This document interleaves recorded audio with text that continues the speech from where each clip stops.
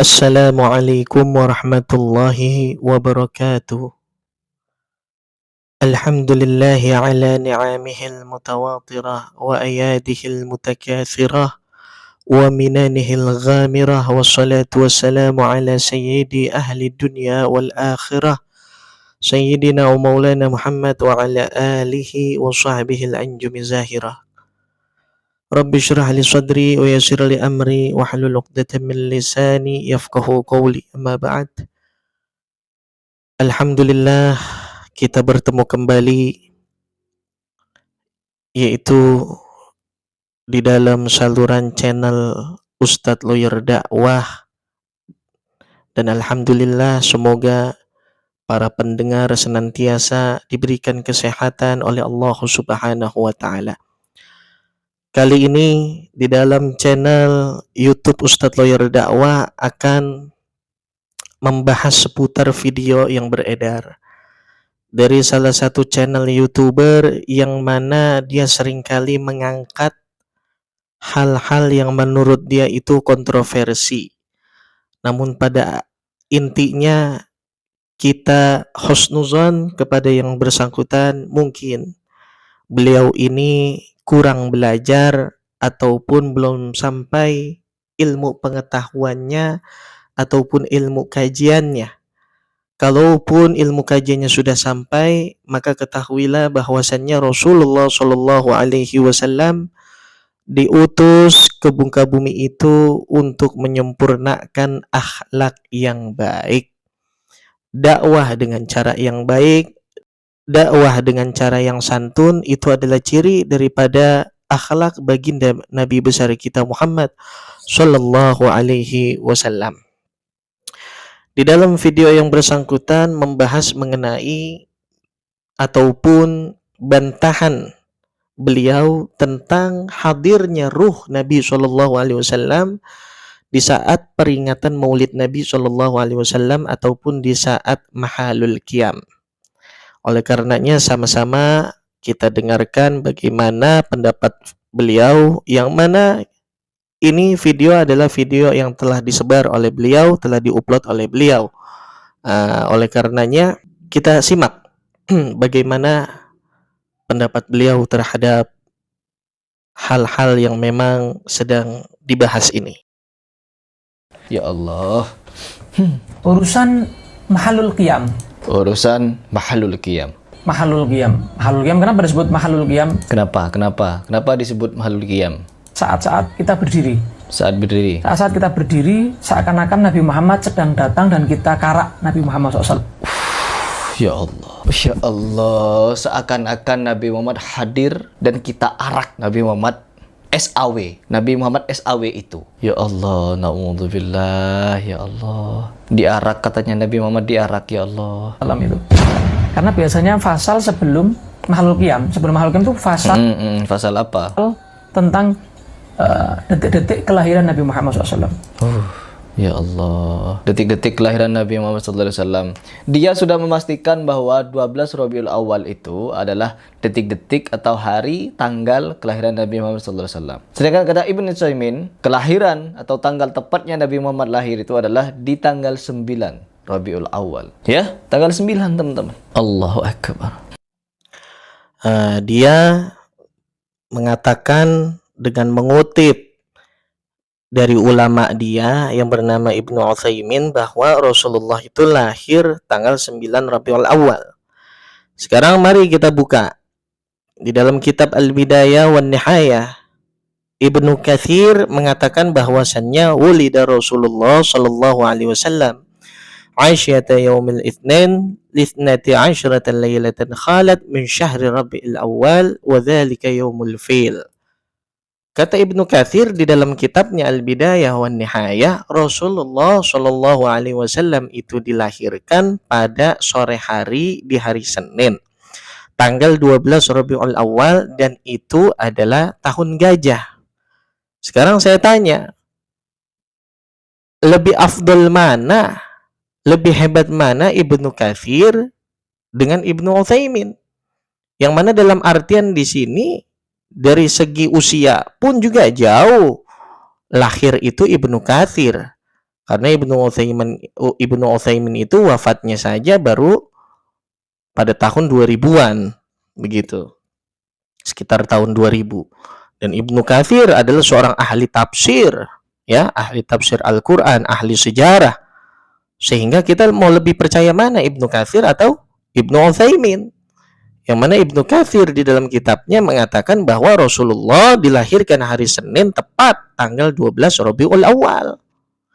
Kemudian Al-Imam Al-Hafiz Ibnu Hajar Al-Asqalani di dalam kitabnya Fathul Bari juz 7 halaman 203 beliau mengatakan wal masyhuru annahu wulida yaumil itsnain tsani asyra Rabiul Awal wa fihi tawaffi.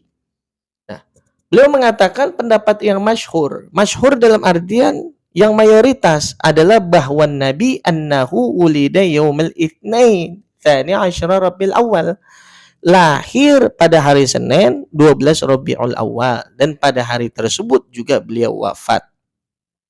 Kemudian Imam Suyuti, ya, Imam Jalaluddin As-Suyuti di dalam kitabnya mengatakan waqad ittafaqqa jumhur ahli siyari ala anna waladatahu sallallahu alaihi wasallam kanat fi yaumil itsnain ats-tsani asyra min Rabiul Awal.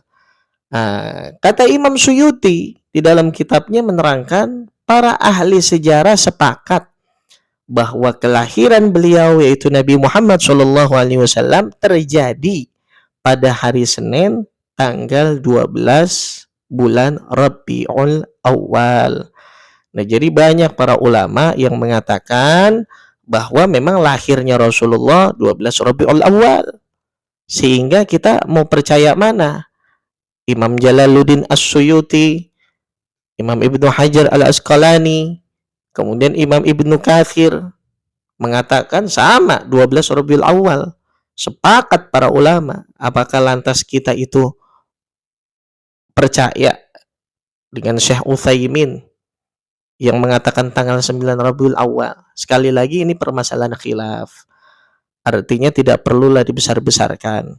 Karena memang kalau kita punya rujukan, mereka juga punya rujukan. Tapi jangan lupa mereka punya rujukan, kita pun juga punya rujukan. Nah, kemudian sahabat yang dimuliakan oleh Allah, kita lanjutkan lagi video selanjutnya. Masih lanjutan video yang sebelumnya. Kita nonton video selanjutnya. Dikatakan oleh para ulama siapa ini? Ulama yang mana ini yang bilang? Setiap saat makhluk qiyam maulid. Iya, ulama siapa? Ulama yang mana yang bilang setiap makhluk qiyam Nabi Muhammad itu hadir beserta arwahnya? Apapun yang dibaca Nabi Muhammad hadir. Tuh, mau Nabi Muhammad hadir katanya. Setiap dibacakan Nabi Muhammad hadir, teman-teman. Ya Allah, ya Allah. Kok ada faham-faham seperti ini, ya Allah. Dari video tersebut kita tahu bahwa Harry Pras ini bertanya ulama mana yang menyatakan bahwa Rasulullah itu hadir di saat mahlul qiyam. Ini kita buka kitabnya, kita sampaikan pendapatnya, tapi hati-hati jangan sampai nanti di framing bahwa nantinya itu dikatakan bahwasannya hanya cerita khurafat, ulamanya juga bukan ulama mereka.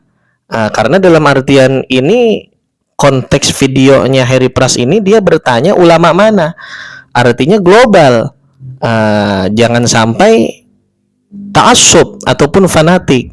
Kalau memang ulama mereka, ulama Wahabi, tentu mereka tidak meyakini hal demikian. Tidak ada ulama Wahabi yang berpendapat bahwasanya Rasulullah hadir di dalam majelis maulid. Nah, tapi ulama-ulama Ahlus Sunnah wal Jamaah sebagaimana Imam Jalaluddin As-Suyuti di dalam kitabnya Al-Hawi lil Fatawi juz 1 halaman 193 menerangkan inna ruhan nabi sallallahu alaihi wasallam hadiratun fi kulli makanin yuzkaru fihi nabiy sallallahu alaihi wasallam. Sesungguhnya ruh Nabi Muhammad sallallahu alaihi wasallam itu hadir di setiap tempat yang disebutkan padanya Nabi sallallahu alaihi wasallam. Jadi ketika ada tempat di mana disebutkan nama Nabi Muhammad Shallallahu Alaihi Wasallam, menurut Imam Jalaluddin As-Suyuti, bukan menurut ulama Wahabi loh, menurut Imam Jalaluddin As-Suyuti di dalam kitabnya Al-Hawi lil Fatawi, bahwasannya Rasulullah itu hadir di saat namanya disebutkan. Falidzalika yustahabbul qiyamu ikraman wa ta'ziman lahu. Karena itu disunahkan berdiri sebagai bentuk penghormatan kepada beliau. Nah, sekarang saya tanya Harry Pras, jika ada seseorang yang mungkin antum hormati, semisal ustadz-ustadz antum, yaitu ustadz-ustadz Wahabi, ketika ustadz Wahabi itu datang ke rumah antum, apakah antum hanya duduk saja secara etika ataupun secara akhlak? Pasti antum berdiri. Nah, begitu pula ketika dibacakan sholawat, maka Rasulullah Shallallahu Alaihi Wasallam basyarun lakal basyar, bal huwa kal yaqut bainal hajar, yang memang Rasulullah Shallallahu Alaihi Wasallam diberikan kelebihan oleh Allah Subhanahu Wa Taala, manusia tapi bukan sebagaimana manusia pada umumnya. Beliau bagaikan permata di antara batu-batu biasa, yaitu Nabi kita Muhammad Shallallahu Alaihi Wasallam.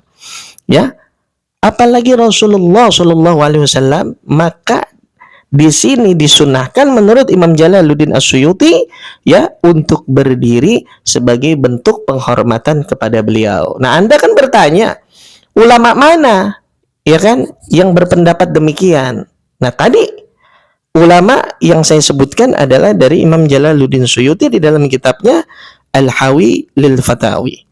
Kemudian selanjutnya menurut Imam Ibnu Hajar Al-Haytami, ya, lagi-lagi ini ulama Ahlus Sunnah wal Jamaah, ulama besar, di dalam kitab Al-Fatawa Al-Kubra Al-Fiqhiyah di dalam juz 1 halaman 233, beliau mengatakan, wa qiyamun nas 'inda dzikri waladatin nabi sallallahu alaihi wasallam lima ya'taqiduna min huduri ruhihi alaihi salatu wassalam huwa minal bida' al-hasanah allati yustahabbul amalu biha.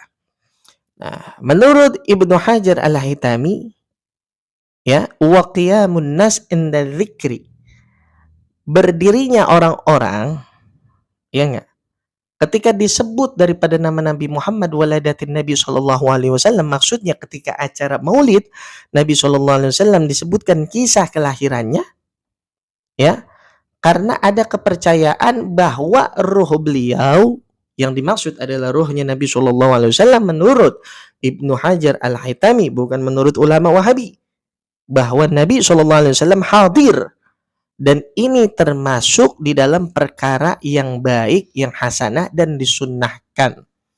Nah, Anda kan tadi kan bertanya ulama mana? Nah, ini saya sebutkan ulama-ulama yang memang menjadi rujukan kami Ahlus Sunnah wal Jamaah, bukan ulama Wahabi, karena saya yakin jika disebutkan daripada ulama Wahabi tidak ada yang berpendapat demikian.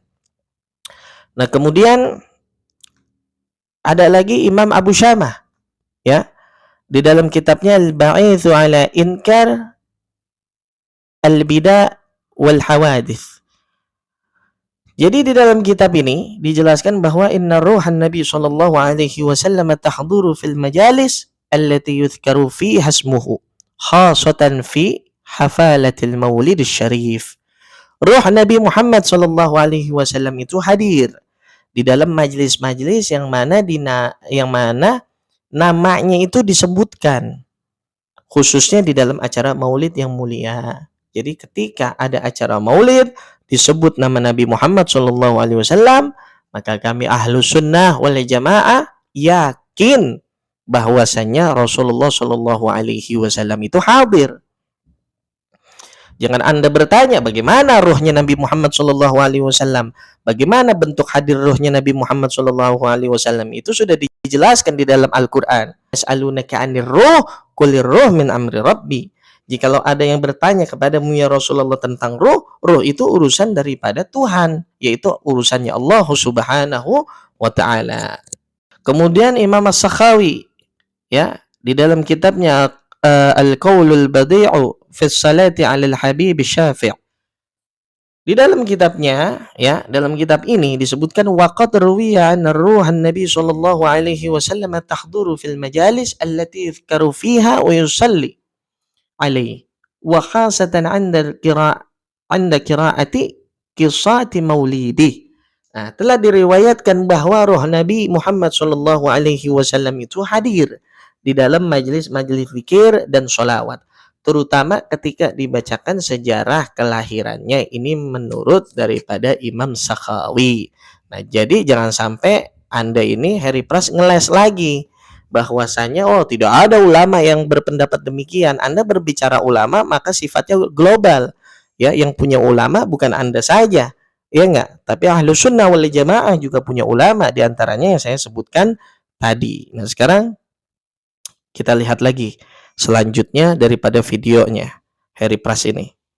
Ya Allah, kenapa para sahabat dulu, kenapa keempat imam mazhab sampai banyak yang berselisih faham di antara hukum-hukum? Apabila lah ada ritual-ritual khusus memanggil arwah Nabi dan bisa diajak dialog dan bisa dilihat loh, kenapa keempat imam mazhab tidak meminta Nabi Muhammad hadir untuk menyelesaikan permasalahan? Di Indonesia ini banyak sekali permasalahan ikhtilaf, permasalahan perbedaan pendapat, perbedaan pemikiran dan lain sebagainya. Harusnya kalau ada Nabi Muhammad bisa hadir seperti ini, bisalah dipertanyakan bagaimana cara menyelesaikannya. Kenapa kalian tidak seperti itu? Tanyakan kepada Nabi Muhammad, NU bener gak gitu? Muhammadiyah bener gak gitu? Atau penduduk Mekah Madinah, ulama-ulama Mekah Madinah salah? Tanyakan itu kepada Nabi. Ya Allah.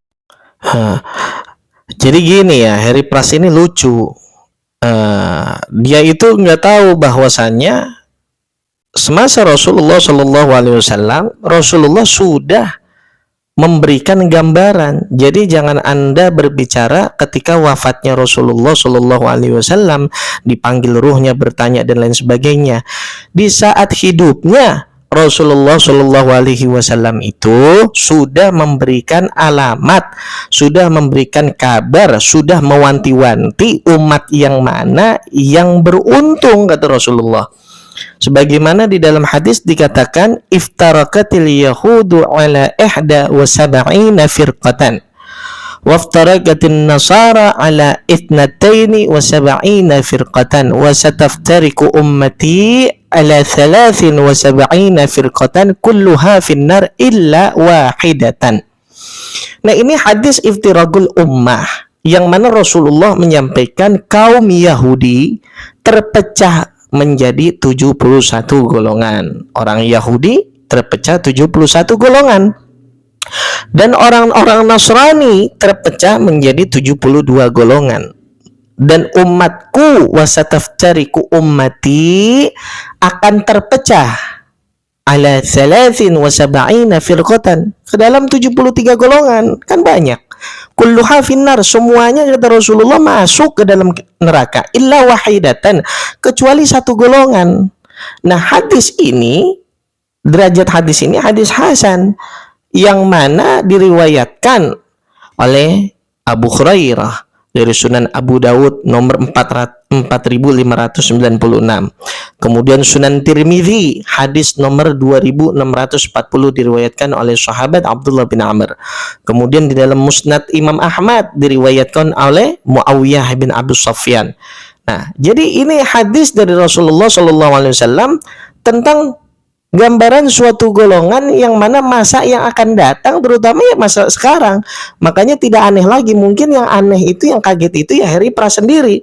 Kalau kita nggak kaget, kenapa? Karena kita sudah tahu kabar dari Rasulullah SAW sebagaimana yang tertera di dalam hadis. Kemudian sahabat bertanya, bagaimana ciri golongan yang selamat itu? Karena Rasulullah di dalam redaksi hadis ini mengatakan illa wahidatan, kecuali satu golongan yang selamat. Nah, golongan yang bagaimana? Rasulullah mengatakan alaikum bil jamaah, wajib bagi kalian berjamaah. Jadi yang mayoritas itulah, yang paling banyak itulah yang akan selamat dan yang beruntung, gitu. Dan di dalam video kali ini saya harus katakan, wahai Harry Pras, Anda harus sadar bahwa kelompok Anda Wahabi ini yang sering mengaku Salafi padahal sebetulnya etikanya bukan etika Salaf, itu sebetulnya jumlahnya itu minoritas dan tidak masuk ke dalam hadis iftiraqul ummah yang memang ini ada satu golongan yang beruntung kata Rasulullah. Jadi kata Rasulullah itu yang paling banyak adalah yang beruntung kelompok ini. Nah, saya harus sampaikan di sini bahwa ada penelitian tentang jumlah antara Ahlussunnah wal Jamaah dengan orang-orang Wahabi, dan itu memang dapat ditarik kesimpulan Ahlussunnah wal Jamaah itu masih mendominasi di dunia ini, sebagaimana yang diteliti ataupun yang diriset ya oleh badan lembaga riset independen yang namanya Pew Research Center.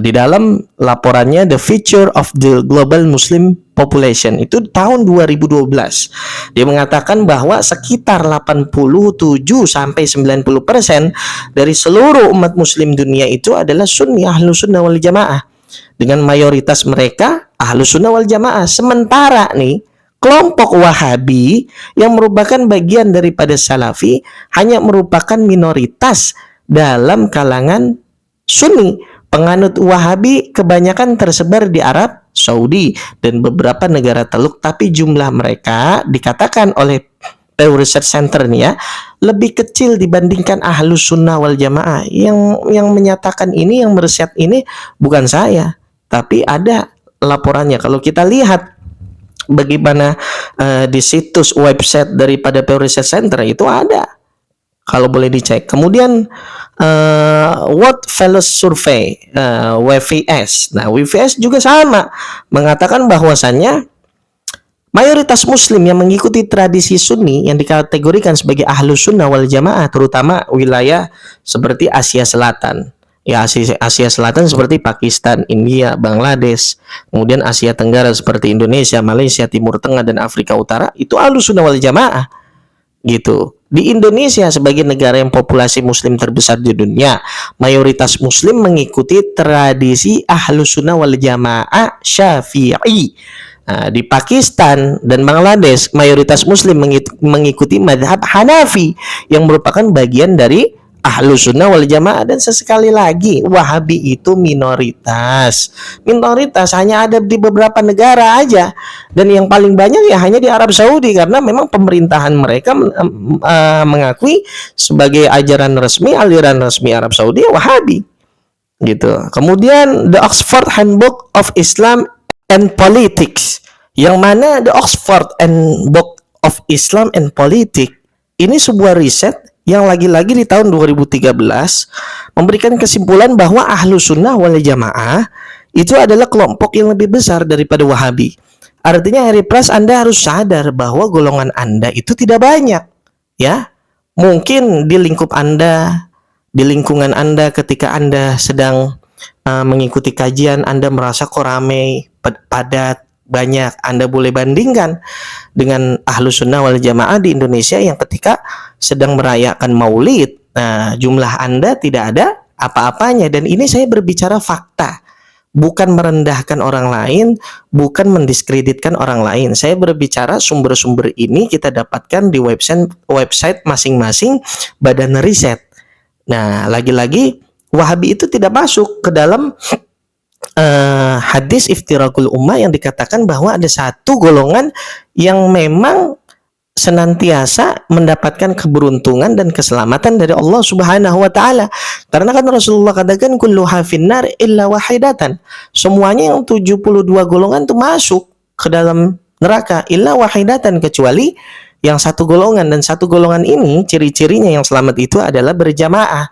Makanya dikatakan ahlus sunnah dan ditambahkan wal jamaah. Sehingga oleh karenanya kita berdoa ya mudah-mudahan kita semua diberikan keselamatan oleh Allah Subhanahu wa taala dan diberikan taufik serta hidayahnya. Lanjut lagi nih kawan-kawan, kita lihat videonya. Lebih parah daripada itu, di dalam masjid kalau tidak salah, mereka joget-jogetan sambil baca sholawat. Coba kita simak videonya sebagai penutup ya. Nih lihat. Salamullah, salamullah.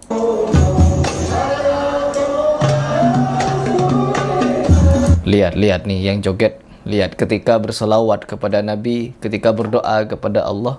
Lihat, ditabuh alat musik, joget mereka. Tuh.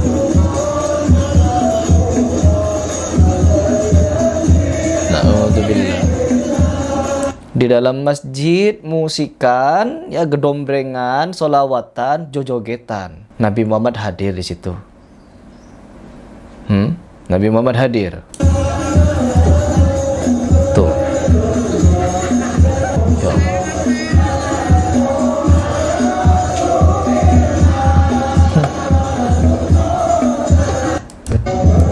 Mau dibawa kemana agama ini? Kalian sebagai pengamal maulid Nabi, mau dibawa kemana agama ini? Dan mau sampai kapan seperti ini? Semoga kalian bisa menjawab. Oh, Anda minta jawaban ya, Harry Pras ya, dari video yang Anda upload itu. Nah, ini jawaban saya sekaligus nasihat saya sebagai saudara Anda yang seiman seislam. Sebagaimana landasannya ada di dalam Al-Qur'an, wa tawassaw bil haqqi wa tawassaw bis sabr. Ya, saling menasehati, saling mengingatkan di dalam kebenaran dan juga di dalam kesabaran.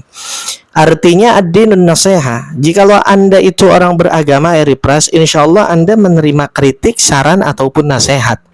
Sehingga dalam hal ini saya nasihatkan Anda bahwasannya ketika berbicara agama harus hati-hati. Agama itu tidak sesempit yang Anda bayangkan. Ilmu Allah Subhanahu wa Ta'ala itu sangatlah luas. Dasar hukum kita beragama yang paling utama adalah Al-Quran dan As-Sunnah. Namun perkataan ataupun kaul serta nasihat ulama menjadi pertimbangan kita Ahlus Sunnah wal Jamaah di dalam beretika di agama. Jadi dalam hal ini ketika Anda merosting sebuah video, mereaksi sebuah video yang memang di dalam hati nurani Anda itu tidak masuk logika ataupun tidak masuk ke dalam hati nurani Anda, maka dalam hal ini kedepankanlah sifat objektif. Kalau Anda mengkritik maulid yang mana ada orang yang joget sebagaimana yang Anda kutip di dalam video Anda, itu sifatnya bukan objektif tapi subjektif. Kalau yang sifatnya objektif, Anda akan mencari tahu ya perbedaan-perbedaan antar para ulama loh, bukan orang awam yang berbicara, ulama. Ya, apakah diperbolehkan untuk mengadakan maulid ataupun tidak? Lantas bagaimana hukumnya orang yang melaksanakan maulid dan orang yang tidak melaksanakan maulid? Itu objektif. Karena kita berbicara dari sudut pandang landasan hukum. Tapi kalau Anda berbicara di suatu acara maulid ada orang yang pacaran, ada orang yang bergedombrengan, ada orang yang ini, yang itu berbicara subjektif. Karena boleh saya katakan lagi, Ustadz-ustadz Wahabi Anda itu ketika menyampaikan ajaran-ajarannya di dalam lingkungan Anda sendiri yang notabene Wahabi, saya kira itu objektif. Ya, saya kira objektif. Yang dikatakan oknum itu banyak, ya, bukan kalangan internal ataupun eksternal saja. Ya, seperti Anda pun bisa jadi dikatakan oknum. Kenapa? Apakah orang yang mengatakan dirinya salafi, mengikuti sunnah, ya, Al-Quran dan Al-Hadis, akhlaknya Rasulullah, apakah seperti ini? Mengumbar aib orang, mengumbar kesalahan orang. Innamal mu'minuna ikhwah. Sungguh orang yang beriman itu adalah bersaudara. Orang yang mengucapkan la ilaha illallah Muhammadur Rasulullah sallallahu alaihi wasallam pun, ya, itu sudah cukup. Dia beralamat adalah orang yang beriman, saudara kita. Jadi jangan mudah kita membid'ahkan orang lain atau mengkerdilkan orang lain. Hei Pras, Anda di hari kiamat nanti tidak ditanya tentang kesalahan orang lain ataupun tetangga orang lain, tidak. Anda akan ditanya tentang dosa Anda sendiri. Jikalau Allah bertanya tentang tugas Anda, coba kembali lagi. Sebelum Anda banyak membuat konten-konten merosting ulama, merosting akidah-akidah yang lain, apa konten Anda sebagai guru silat? Artinya di sini dikatakan bahwa Rasulullah itu menyampaikan sebuah kapasitas manusia agar dia tidak tergelincir di dalam kehancuran. Idza wusidal amru li ghairi ahlihi fantazir sa'ah. Jikalau suatu urusan dibebankan kepada orang yang bukan ahlinya, tunggu kehancurannya. Anda belajar di mana? Anda kajian di mana? Guru Anda siapa? Bagaimana dengan tugas dakwah Anda? Semuanya punya kredibilitas tertentu, memiliki kapasitas tertentu. Semua umat Nabi Muhammad SAW diajarkan untuk berdakwah. Tapi tidak semua orang berdakwah sebagaimana dakwanya para asatid, sebagai dakwahnya para ulama. Dakwah itu ada banyak seninya, ada banyak macamnya, ada banyak rupanya.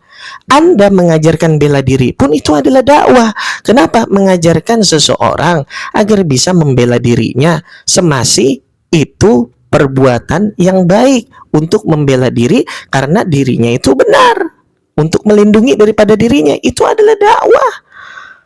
Sebagaimana di dalam Al-Quran dikatakan, fadzakir innama anta mudzakir lasta alaihim bimusaitir. Artinya apa? Kita hanya bertugas untuk menyampaikan pengingat, ya, pengingat. Dengan orang yang menghina itu beda. Mengingatkan gitu. Kalau Anda bawa secara subjektif, maka Anda timbul yang namanya sifat fanatik. Dan fanatik itu laisa minna man da'a ila asabiyah, bukan dari golongan kami, kata Rasulullah. Umat Nabi Muhammad, siapa orang yang mengajak kepada fanatik gitu. Di dalam berakidah tidak ada paksaan, ya akhi. Ya, tidak ada paksaan. Bahkan di dalam beragama pun tidak ada paksaan. La ikraha fid din.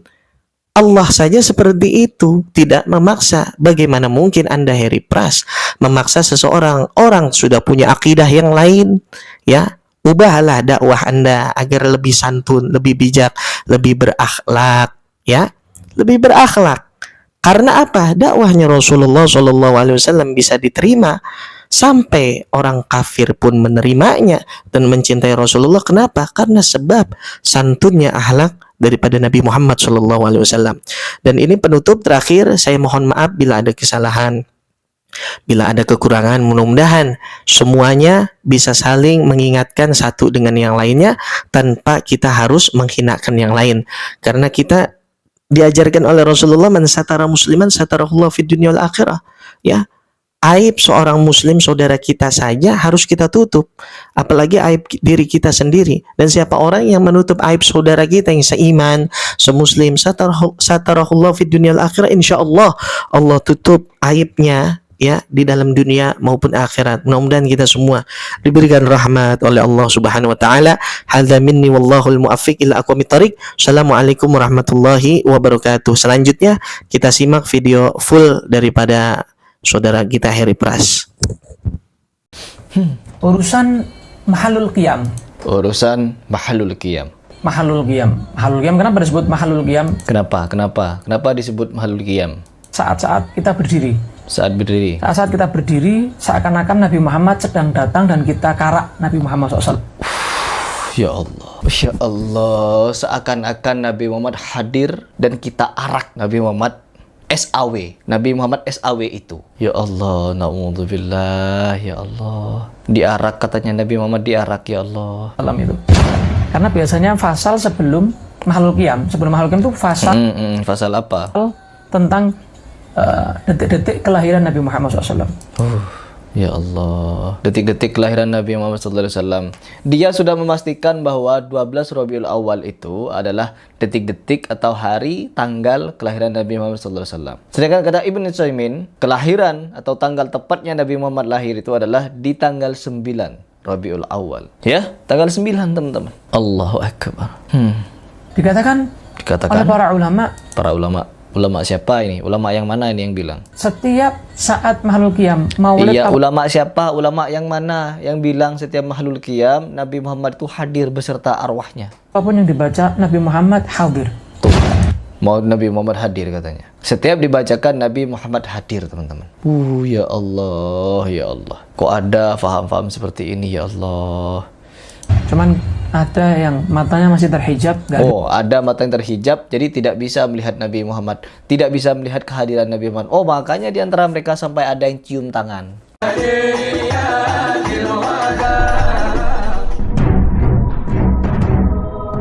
Ada satu majelis gak percaya, masa Nabi hadir beneran? Gak percaya, bikin majelis di tengah-tengahnya ditutup dikasih pasir. Kemudian setelah dibacakan maulid dibuka, ternyata pasirnya banyak injikan kaki, dan itu injikan kaki dari Rasul Shallallahu Alaihi Wasallam bersama keluarganya, sahabatnya, dan orang-orang saleh.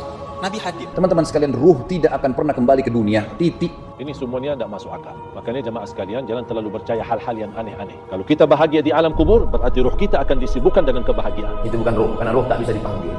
Kalau bisalah ruh dipanggil, maka bisalah dipanggil ruh Nabi Muhammad SAW untuk ditanya mana hadis sahih, mana hadis dhaif, mana hadis palsu. Cium tangan teman-teman, cium tangannya Nabi Muhammad SAW. Sontoloyo mengatakan Nabi Muhammad SAW hadir dalam acara maulid saja sudah cukup menerangkan kepada kita betapa sesat dan pendustanya para tokoh ahli bid'ah. Masihkah Anda berpikir wahai pecinta kebid'ahan? Ini dari postingan Hanif Abdurrahman ya teman-teman. Yang dimana beliau ini juga sangat gencar ya di dalam memberantas takhayul, bid'ah dan khurafat. Tapi beliau ada di Instagram. Ya kalau saya kan di YouTube dan Instagram. Tapi saya lebih gencar di YouTube. Lanjut dulu. Yang matanya masih terhijab, gak kelihatan Nabi. Oh, mata yang terhijab tidak kelihatan Nabi teman-teman. Ada yang matanya sudah disingkap hijabnya oleh Allah. Disingkap hijabnya. Oh iya, saya kemarin ketika di masjid ada orang yang bercerita tentang maulid Nabi sama persis seperti ini. Berbicara masalah hijab. Hijab matanya itu.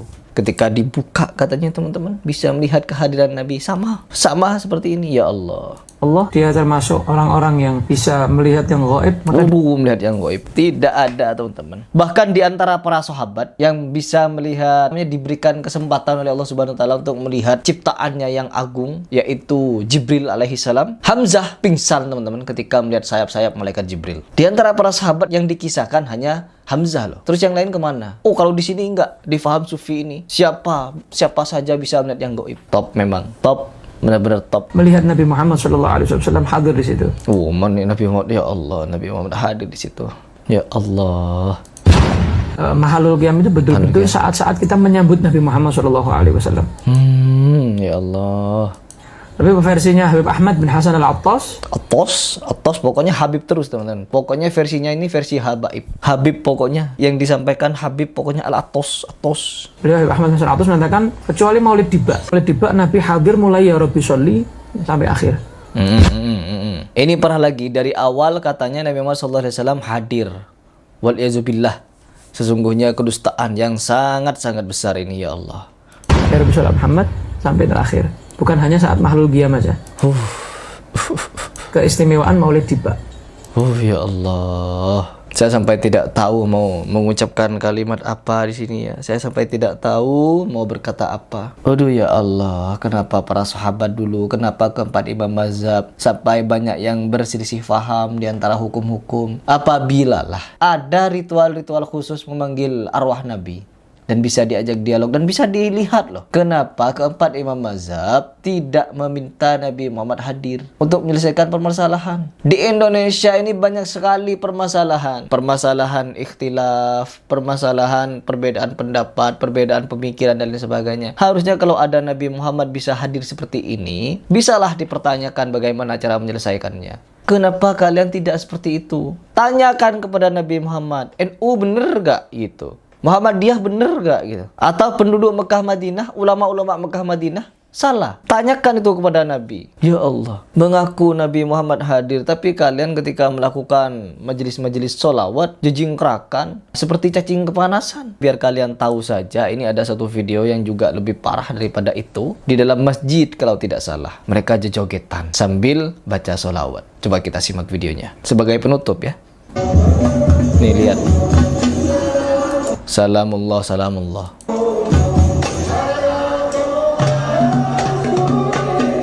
Lihat nih yang joget. Lihat ketika berselawat kepada Nabi, ketika berdoa kepada Allah.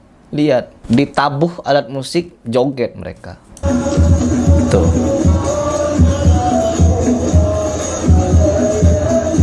Na'udzubillah.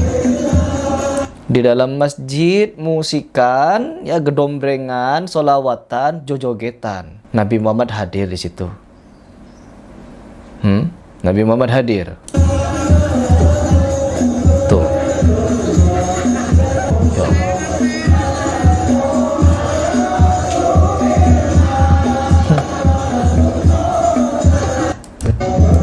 Mau dibawa kemana agama ini? Kalian sebagai pengamal maulid Nabi, mau dibawa kemana agama ini? Dan mau sampai kapan seperti ini? Semoga kalian bisa menjawab.